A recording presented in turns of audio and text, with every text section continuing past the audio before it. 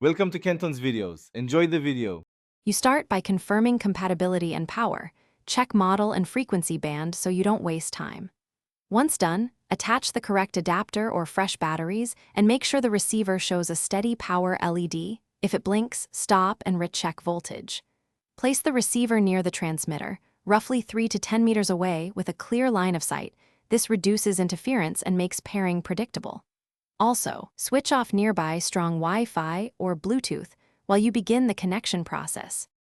You now enter pairing and network configuration steps. Press and hold the receiver's pairing button for 3 to 5 seconds until the LED color or flash pattern indicates pairing mode.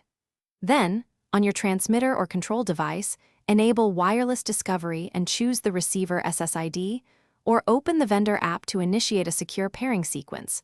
Follow prompts for PIN or confirmation. Once paired, configure network settings. Use DHCP for most setups, or set a static IP if required. Save, then reboot the receiver to apply changes and stabilize the link. You finish by validating the connection. Test signal strength and exercise all functions, audio, video, or controls, across the typical range so you catch edge cases. Once satisfied, lock in channels, enable encryption and set auto reconnect. Write down credentials and the firmware version for future reference. If something goes wrong, try a quick troubleshooting order.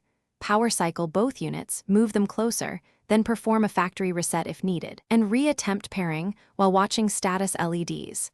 Keep an error log to speed vendor support if required. Thanks for watching. Consider subscribing if we helped you.